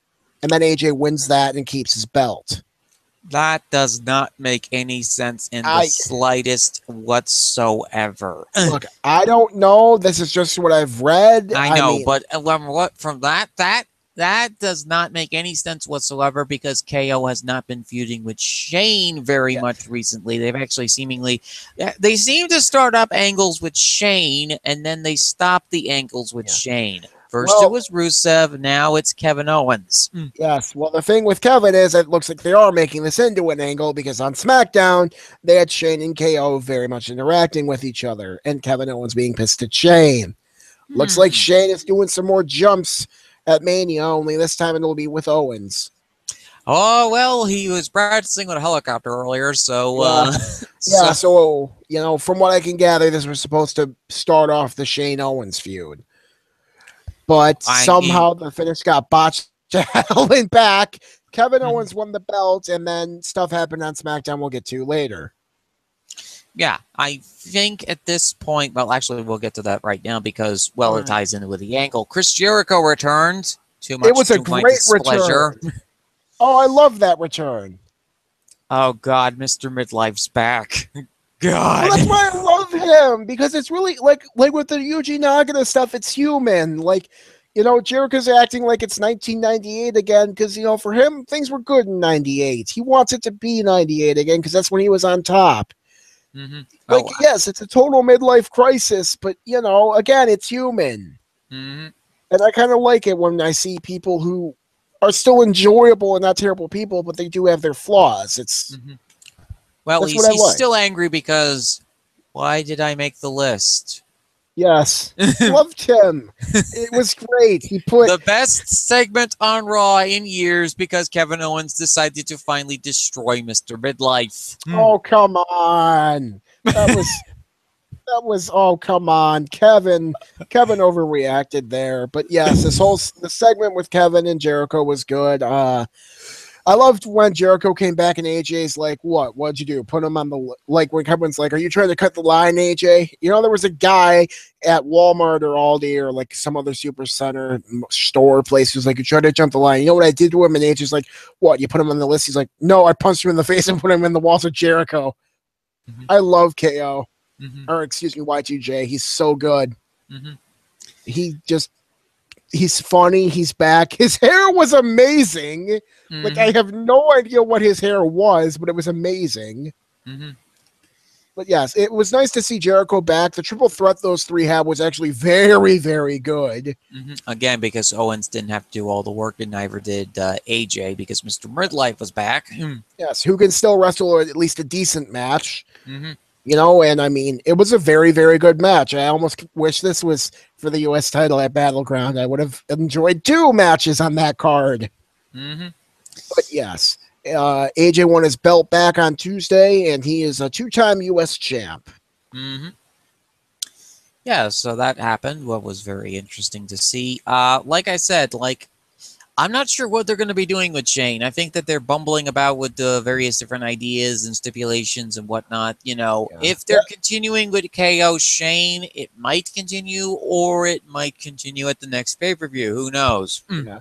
Best guess is they do Y2J KO at SummerSlam, because Mm-hmm. KO has invoked his rematch clause for the U.S. title next week. So my best guess is Y2J like distracts KO and costs him the match. Mm-hmm. Which leads to KO Y2J at SummerSlam. Mm-hmm. But, you know, after that, Shane, but, you know, like after Y2J costs KO the match and KO complains to Shane, Shane says, "Nope, you've had your rematch, not getting another one," to further the Shane KO feud. Mm-hmm. That's my prediction. Mm-hmm. So, you know, it'll lead to KO, Y2J, and then either, I don't know, maybe Survival Series, maybe the Rumble, maybe Mania, somewhere down the line, there'll be KO Shane. Mm-hmm. So there you go. Yep. After that was Cena Rusev. In the glorious flag match, folks. Mm-hmm. Now, I started this word in all caps with a couple exclamation points. That one word was terrible. This match went over 20 minutes. It was 10 minutes too long. Mm-hmm. And here's the biggest kicker. It had Cena and Rusev acting like idiots. I'll be focusing mainly on the back half of the match because the first half of the match, while not terrible, or excuse me, while not great, was nowhere near as bad as the second half. So we get to the point where both Rusev and Cena have taken their flags down and are walking towards the podiums that they need to plant their flags in to win, which is at the top of the entrance ramp. Rusev and Cena start fighting, and they both drop their flags towards at the bottom of the entrance ramp. Why didn't Rusev or Cena take their opponent's flag and throw it into the crowd? I mean, if you want to say Cena wouldn't do that because he's the babyface, fine. Rusev is an evil heel. Isn't he? Rusev's the bad guy. Why wouldn't he take John Cena's U.S. flag and throw it in the crowd? So John would have to go in there to try and get it. Well, first and foremost, I don't think that WWE wants to get banned from live events in Bulgaria because they threw a freaking flag into the crowd. Yeah. Here's the thing. Remember, they've had issues in the past with the United States government over their treatment of flags. So they were very cautious in this particular match about the treatment of the flags. Yeah, it wasn't very good. That was my one issue. My second issue was Rusev and John Cena both get taken out and are on the floor. Rusev gets up, takes out John Cena. Cena's just laying there dead, halfway up the entrance ramp. Rusev's flag is over there too. Rusev can't find his flag, so we ask where his flag is. They don't tell him. And instead of deciding to go and look where he just was and which is the only place where his flag could be, he decides, screw it, I'm going to set up 2 tables so I can put John Cena through it. Even though John was down, all you had to do was walk to where you were, get your flag, and put it in there. It was the adrenaline of the match in this particular instance where So they Rusev. expect me to think Rusev is that stupid. No, it's not that Rusev is stupid. It's that Rusev knows, because he's faced John Cena before, that it's going to take basically an entire Mack truck, a crane, and a Titanic boat to take down John Cena and pin him down for the free count. But he was already down. That's the thing. Yes, he was already down, but Rusev knew he was going to need more than that. He also wanted to inflict pain because here's the story of this match. I know that it was USA versus the World thing, but the actual underneath the window dressing, as I call it, is Rusev is vengeful at Cena because his return wasn't as gloriously received as John Cena's return to SmackDown. He figures that John Cena is at fault for all of the problems that Rusev has had recently in his WWE career. So naturally, he is going to want to inflict as much pain and destruction on John Cena as humanly possible. Yeah. Well, that would have been nice if commentary had even once brought that up. I agree that could be very much seen as a story underneath. I agree with that. It's just they never brought it up at all. Of course commentary did, because the commentary isn't going to do it that way, because they're basically forced to push the agenda of flags, flags, look at all of the pretty flags, the Bulgarian flag flying over there, US flag flying over there. Yeah. Remember, folks, Battleground was originally supposed to be the 4th of July pay-per-view show, but got pushed back because of the other show that was pushed forward as the Raw exclusive brand pay-per-view. Yeah. And, you know, Rusev couldn't do that. Cena ended up overcoming all of the obstacles to win the match. It was total, just boring, blah, overlong, terrible. This was actually worse than the Punjabi prison match, and I hated the Punjabi prison match. So, there you go, Fizzy. I'll give you this much. The Punjabi prison wasn't the worst match on this card like I thought it would be.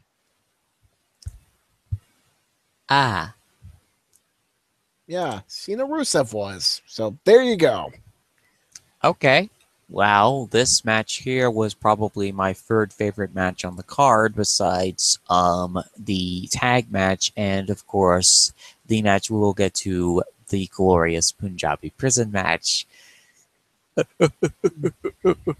I loved the story of this. This was incredibly theatrical, campy, silly, and the kind of things that I love about professional wrestling. You have two flag stands that are built in the colors of the countries. You have John Cena being overly patriotic as usual, probably because he's going through a conniption phase right now because Nikki and the girls have commandeered the sofa and the couch and have made a fort for it because they're watching the G1. Yes. His house feng shui has been completely destroyed. So Cena naturally goes, I consider this match a guy's night out match. You know, some guys go bowling, some guys go to the bar, some guys play tabletop games like D&D and Magic the Gathering. You know, those kind of things. Cena decides instead he's going to have a guy's night out by feuding with Rusev. And fighting in an overly campy flag match, which I thought was an enjoyably funny spectacle. Cena actually sold relatively well in this match, which was a shock. Rusev sold well. This was a heated, extraordinarily funny brawl that I enjoyed. This was an enjoyable brawl. This was an enjoyable flag match. This is a match that Rusev had previously won before, so there was that slight hint of, oh, maybe they'll go in the other direction in this. I know that John Cena was going to eventually chop Rusev out, and Rusev took a phenomenally good table bump. Yeah. Well, after this, John's Americanism didn't stop here. He wanted to go against Jinder. Yes, which, you know, he cut the big whole rah-rah speech, which, you know, for John Cena, the guy who outside of WWE proclaims himself to be all about diversity, all about acceptance. That's great, man. That really is. But for a guy who has control over all of his own promos and all of his own writing, why the fucking hell did you do a magic carpet thing to Jinder? That's Arabian Nights, you asshole. That's Arabian, not Indian. Those are two very, very different things. Sure, but India is also one of the carpet capitals of the world. Well, yes, I get that, but if you're gonna say something to an Indian man to try and be like a put down, could you at least make it about that so you don't come off as racist towards two groups of people? I mean, I don't want you coming off as racist towards one, but if we absolutely must have you be racist to someone, just be racist to one group. Like, let's try and limit our racism here. That's all I'm saying. Sure. In this situation, John Cena definitely picked the wrong type of promo to do with this situation against Mahal and, well, his new assistant, which we'll talk about once we get to the glorious Punjabi prison match. But first, we have Sami Zayn actually winning a match versus Mike Kanellis.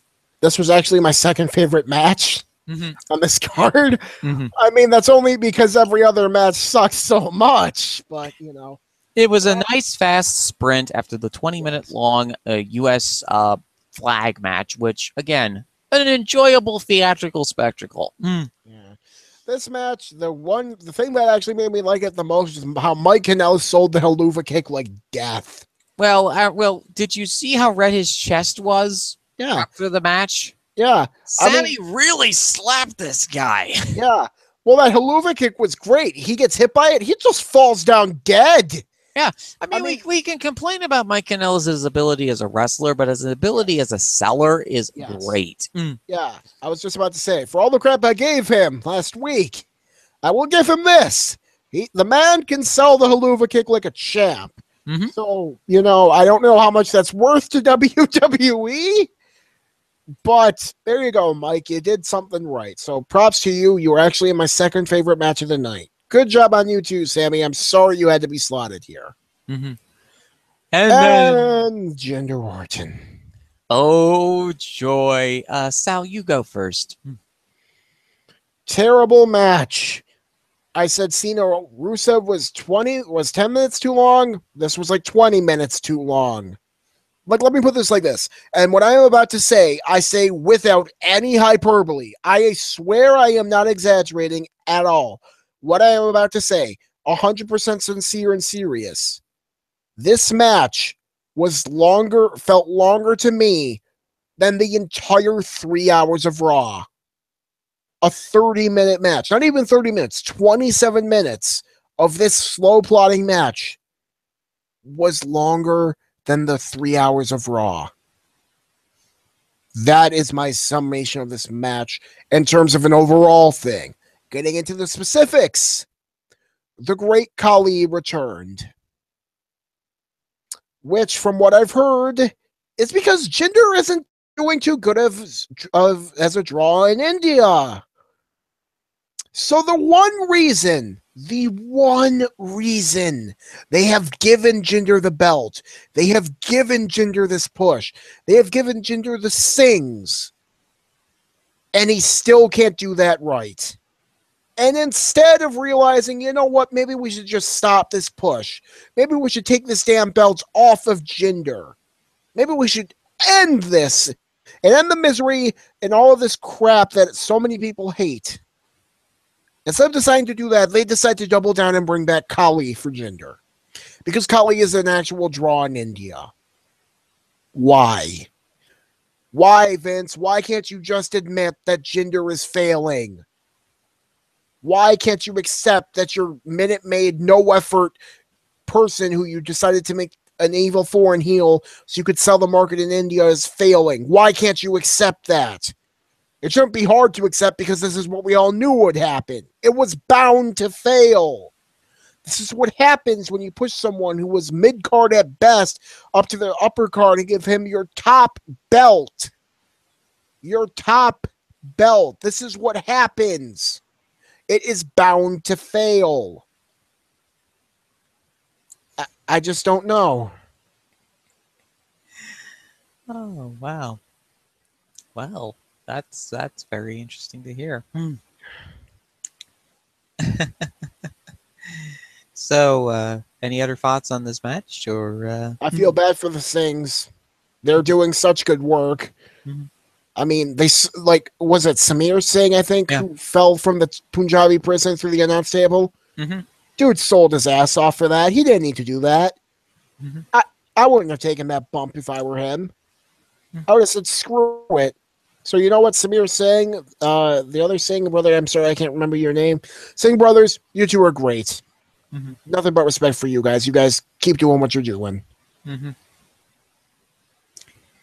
So, we reached this match, the Punjabi prison match. A match that I have been actively rooting for to see for ages. A match that many people were dreading to see for ages, as Sal has just described.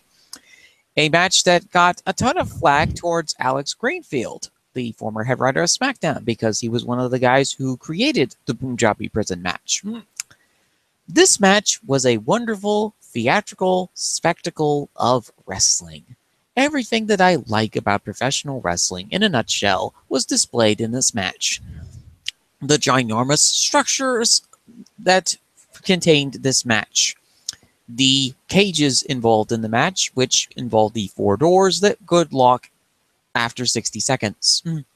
Jinder Mahal, the prideful lion of India, the man who truly believes that he is about to conquer Randy Orton inside this cage of death.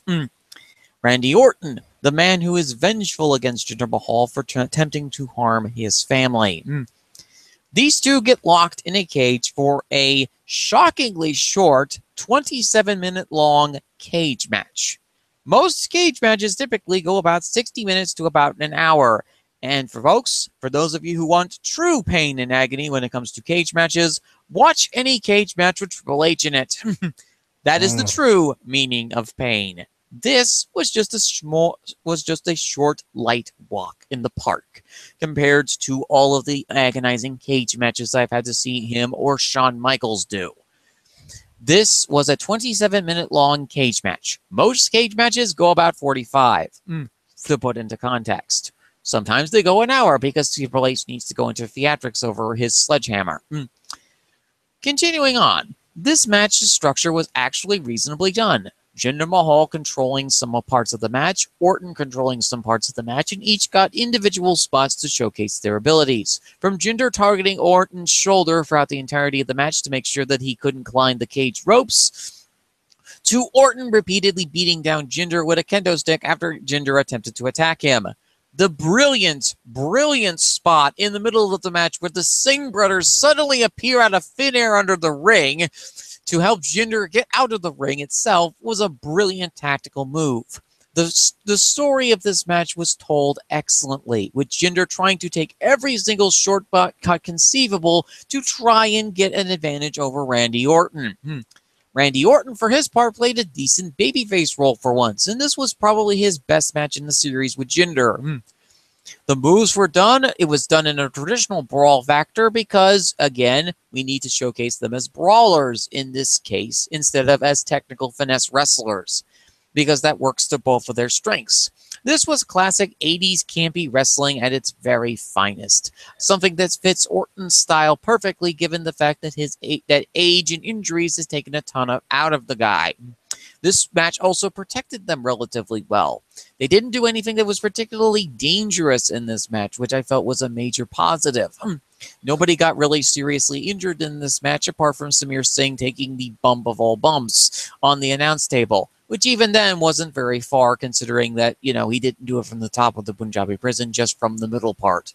And obviously planned it out ahead in advance to make sure that he could do the bump right.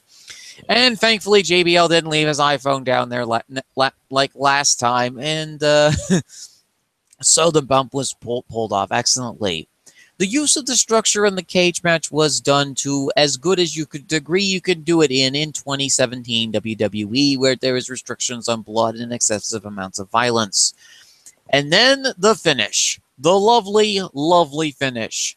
Orton is climbing the bars, thinking that he is about to complete his redemption quest, that he is about to win this championship of champions. Then the great Khali shows up. Khali, who apparently has been bribed by WWE with many sacred cows, because GFW was actually courting Great Khali and his wrestling school for their continued expansion into India. Khali took WWE's money and is once again ties into a story that happened a few years ago where Jinder Mahal took over control of Khali's family and was trying to use Khali as a servant. Khali broke away from him for a while, but obviously that because Jinder summoned the Punjabi prison match, and since Khali owns that match, some kind of deal was struck, and Jinder Mahal and Great Khali are now allies once again against the forces of evil. Yes, I'm calling Randy Orton the forces of evil, folks. Because Randy Orton is Randy Orton. He hears voices in his head and hates dives, mimes, and trash cans. Naturally, this match was really, really fun. In the end, Orton gets shaken down like somebody trying to grab a coconut out of a nest of trees. And Jinder Mahal smiles and grins, kicks Orton to the curb, and climbs over the ring and proceeds to win the match and retain hold of the shiny thing. Yes, which the one good thing I liked about this at the end was how Khali had a hold of the belt while raising Jinder's hand, so it was like he was the champ. Because let's all face it here, even this broken down old Khali would be a better champ in what they want him to do than Jinder. Because what they want Jinder to do was sell the network to India, which, like I said, he apparently isn't doing. I think he's doing it to a degree, but the thing is that any extra help in this situation is helpful. Plus, it blocks GFW's attempt at taking over India because they were in the Indian market first. Yeah. And they had been courting Great Khali to, use his wrestling school and to use Great Khali for some of their angles. Khali, naturally, surprisingly, has turned out to be extraordinarily loyal to WWE. Yeah, I have no idea why. Well, he's gotten some really great film roles. He was in The Longest Yard, as well as the fact that it really has helped further his career in India by being a WWE superstar. Yeah. The man is a very wise individual. This guy used to be a former cop, after all. Yeah.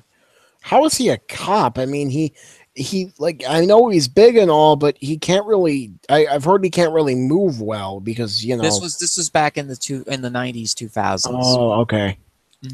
But yeah, this match I hated. This match I liked. I felt sorry for Greenfield for getting as much flack as he did on the bird thing for this Punjabi prison match. Hell, even Greenfield, I think, is beating himself up over it. I think I saw him tweet that, he felt bad that he made it. Well, he said, I'm sorry, but then I said, hey, there's no reason to feel sorry about this match. This match entertained me. This was a really entertaining spectacle of a match. I know that there are going to be a ton of people that disagree with this idea, but hey, wrestling is incredibly subjective, folks. Yes. And that's the thing. I will say, the one thing I think we can all agree on is that the even if you like the idea of the Punjabi prison, there is one major issue. And that's for the audience who has to watch it. It is hard to see. I've heard reports that a lot of people in the crowd could hardly see anything. Which, I mean, if you're a paying customer and you're off to go see a match, not being able to see the match you paid for, I get being pissed at that. Well, to be fair, these people were in the front row audience section. If you know that there's a giant cage about to drop down from the sky, folks, maybe purchase some general admission tickets that are a bit further away so you can actually see the action. Well, I've heard that it was a major thing for pretty much everyone. Like, the only people who wasn't was, like, maybe really, really top. But that's just what I've heard, so. Well, they can do some modifications to the prison match. This is only the third time that they've used the Punjabi prison, but, they can do some modifications to it to fix some of the issues. I do definitely think that they need to start putting cameras on the very tops of the Punjabi cells themselves to alleviate some of the camera problems that they've been having. But again, work in progress. We'll see what they do here, and I think that they might do another one of these somewhere down the line, a few years down the line or so. I don't like the match type. I really don't. I mean, the only way I could see it working is if you had like guys who were more high flying in nature.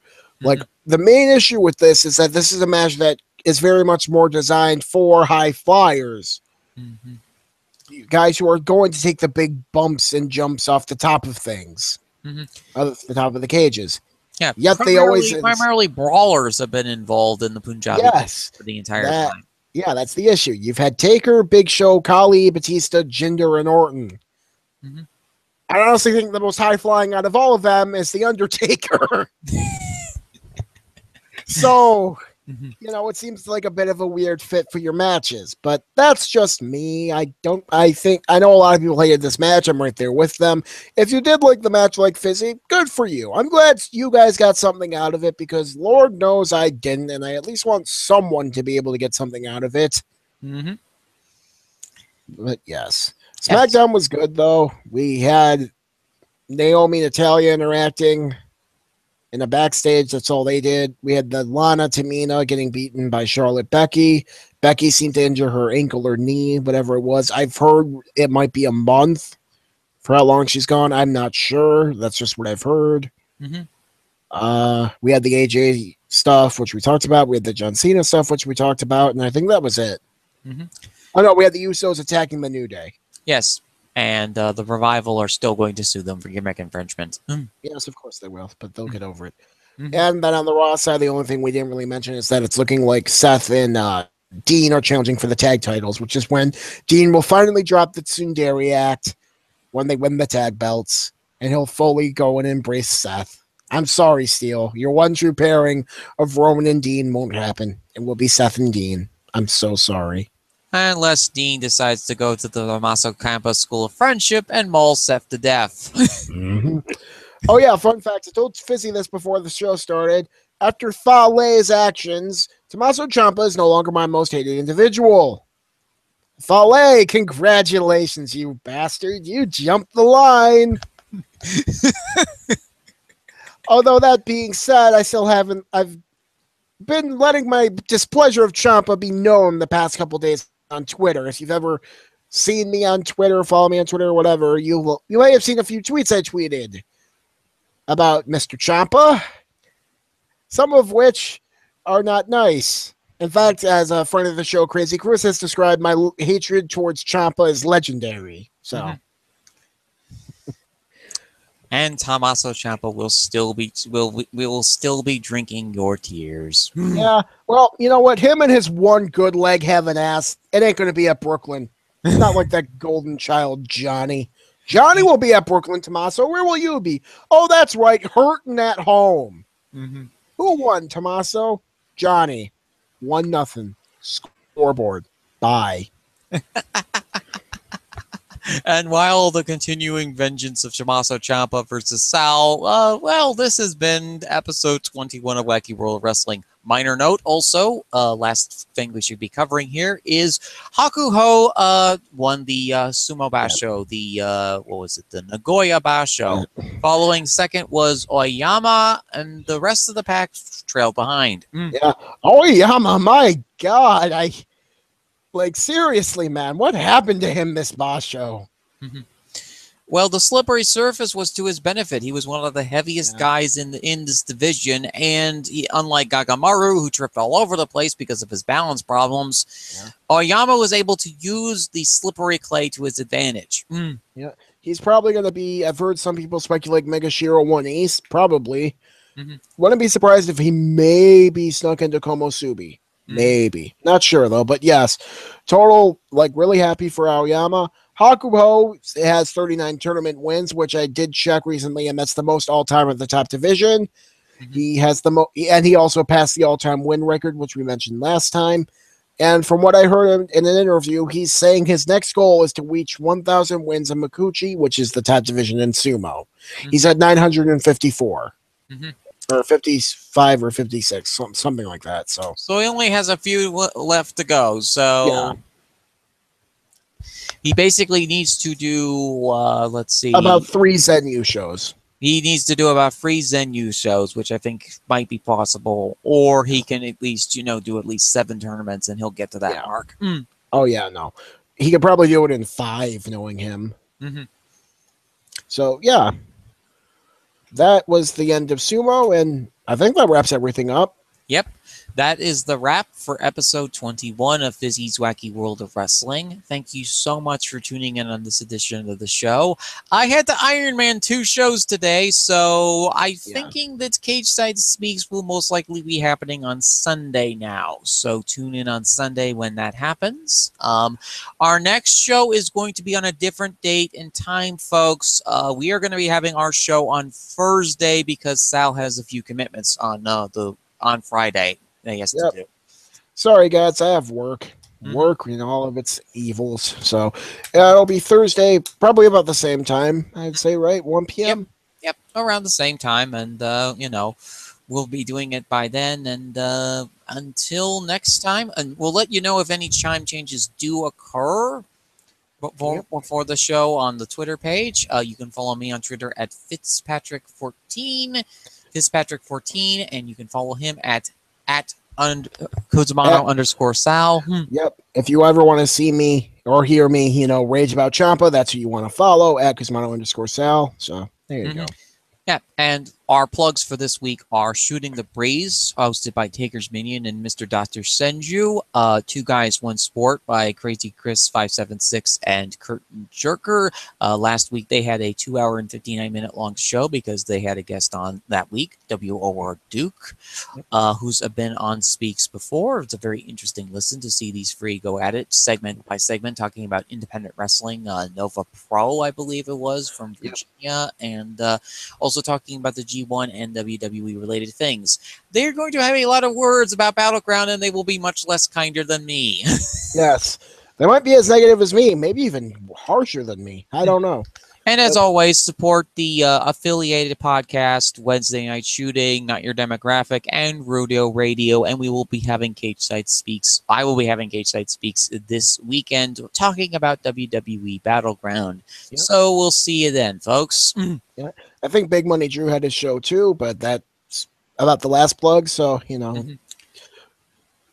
So, yeah, well, thanks again, folks, for tuning in on this edition of Wacky World of Wrestling. We hope to see you again next time for the next edition of the show. Until then, have a good day or night, ladies and gentlemen. We'll see you next time for episode 22.